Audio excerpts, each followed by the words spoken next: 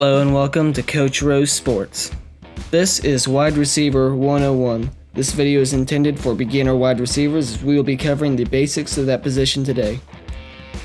Alright, let's talk about your stance. This is a critical component of your game.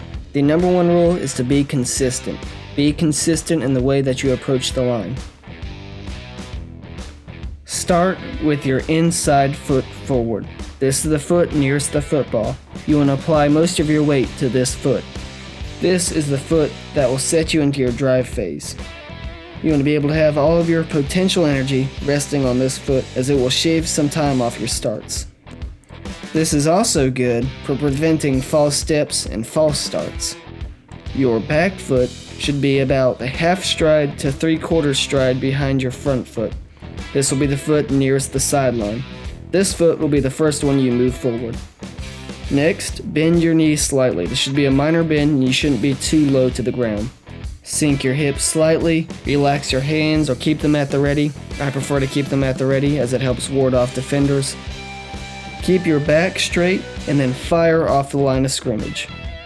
A good thing to note, when you're approaching the line of scrimmage, look over to the referee to make sure you are on or off the line depending on your formation. He will either tell you to move forward or back up. How you walk up to the line and how you approach the line of scrimmage is often a key for defenders and defensive coordinators to know what the play is before you even run it. If you approach the line of scrimmage with your head down, mopey because you're not getting a pass this time, that's going to be a free key for the defense to know it's a run play this time. For the fundamentals of catching, you really want to know two things. What to do when you catch a high ball and what to do when you catch a low ball. When catching a high ball, you want to make your hands into either a field goal post, like this, or make your hands into a triangle, like this. And once you catch the ball, you want to be able to tuck it and then be able to run, but look the ball in before you try to make any type of move. So many times a wide receiver will drop a pass because they don't look the ball in. When catching a low ball, you want to be able to cradle the football like this, and then bring it up into a tuck like this. When tucking the football, you want to keep the ball high and tight and close to your body. This will reduce chances of fumbles or losing the football. Lastly, attack the football. This means going up and getting the ball rather than allowing it to come to you. This will improve your chances of catching the pass when in coverage. A great thing for any beginning wide receiver to know is the passing tree or the route tree. This is a major component of every passing concept in every offense. These will also be the 9 most common routes you will need to know. They are the building blocks to understanding any passing concept, so you should know them by heart. We'll take a look at them all briefly here. First up is the flat route. The flat route is often called a speed out as you're taking 1 to 3 steps and breaking towards the sideline. Sink your hips and open up out of your cut. Depending on your coach, this could be a 90-degree turn or a rounded off dash to the sideline. Next up is the slant route. The slant is 1 to 3 steps and you're making a 45-degree turn inside. You want to be able to get an inside of the defender's leverage. I like to take a jab step outside on my slants to sell an outside release. A jab step is a quick step in the opposite direction of your intended route. The third route is the comeback route. This route is normally ran from 15 back to 12 yards. This is an outside breaking route. The ball will be thrown to your outside shoulder. When making your break, sink down and open up your hips to change direction quickly. This route is great for getting separation from your defender. As in all these routes, it is really important that you sell that you are running vertical.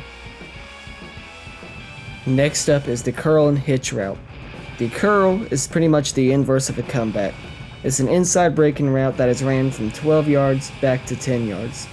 Hitches are a little shorter, they're ran at 5 yards or about 3 steps before breaking back inside. But it's really important that you sell vertical and change direction quickly. On all these routes, make sure that as soon as you make your break, you get your head around and look for the football. The 5 route or the out route is usually ran from 5, 10, or 15 yards. On this route, you want to sail vertical, eating up the defender's cushion. Sink your hips and then break at 90 degrees to the sideline, similar to a flat route. When you are making your break, plant your foot with the outside. When you are making your break, plant with your outside foot and open up your hips so you can make that change of direction a little more quickly. The in or dig route, depending on the terminology of your coach, is basically the opposite of an out route. It's ran at 5, 10, or 15 yards, and this time you break at 90 degrees towards midfield. On this route, you want to sail vertical, eating up the defender's cushion, sink your hips, and break 90 degrees to midfield instead of the sideline this time. Understand, your quarterback may throw it to you immediately as you make your cut. The 7 route, or the corner route, is a 10 to 15 yard route. You want to sprint to your marker, selling vertical, and then break at a 45-degree angle towards the sideline.